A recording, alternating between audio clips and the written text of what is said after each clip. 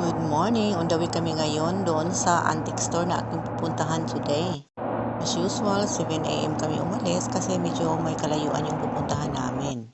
At ito na, dumating na kami after 1 hour mahigit na pagbiyahe. At sarado pa sila. Hinahanap ko pala ang shop at nandoon sa dulo. Kaya hintayin muna natin kasi sarado pa.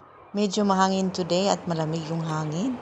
Kaya papasok muna ako sa loob ng sasakyan kasi nga malamig dito sa labas.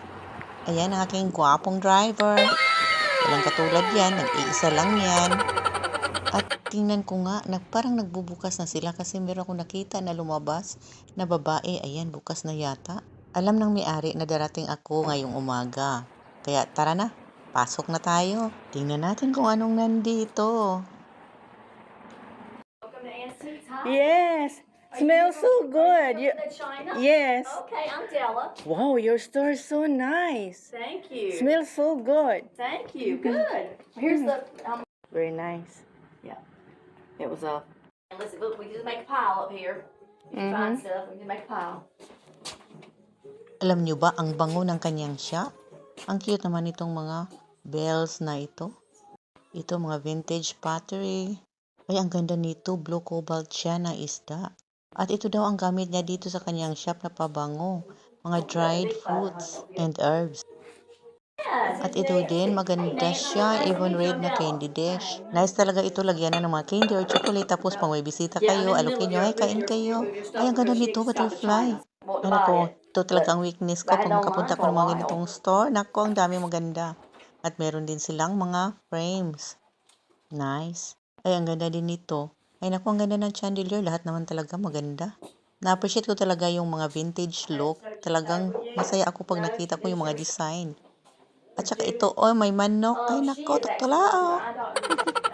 Ang cute ng couch na ito with matching bunny. O, diba? Sarap maupo dito, magbasa ng books. Ay, ang ganda din nito. Lahat naman talaga maganda. Ito pa, more frames.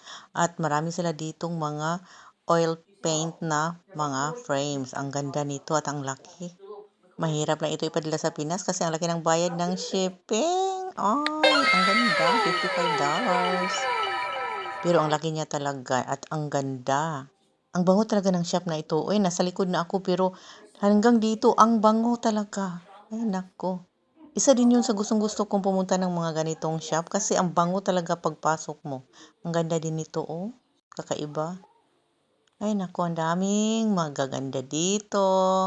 Pera lang ang wala. Ay, naku, every time na pupunta ako ng ganitong mga shop, makakita talaga ako ng mga iba't iba na mga unique na items. Ito, malaki siya. Ay, naku, $149.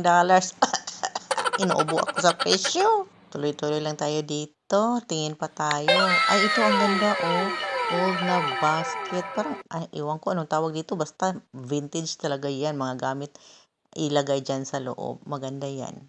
At meron pa akong nakikita doon sa dulo, oh. May isang set pa na China made in Japan. Ang tawag pala dito ay China dishes. Bone China or mga kung ano-ano. Ito din, nagkukulik ako ng mga ganito. Spice of life na corning ware.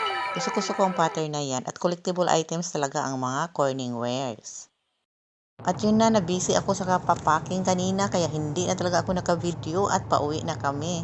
Natatagalan talaga ako doon sa pagsuroy-suroy sa loob ng shop. At syempre, nagchika-chika pa kami sa may-ari pero hindi na ako naka-video. At ito na, pauwi na kami. Next time ulit. Ay, tika lang muna. Diba sabi ko sa inyo kanina, mabango yung shop niya? Ito pala yun. Dried orange siya at saka mga assorted herbs. At syempre, nagchika-chika kami. Natagalan talaga kami sa chika. Uy, ang ganda din kanyang sales stock, no? Kaya napabili talaga ako at hindi na ako magsigigdagkot ani ako ang scented candle. Gusto ko talaga yung bahay na mabango. Kasi, pag mabango ang bahay, feeling ko mabango rin ako, o diba? Kada pasok kasi ni husband sa bahay, sabihin niya, ang bango. At feeling ko naman ako ang mabango. Hanggang dito na lang muna. Salamat!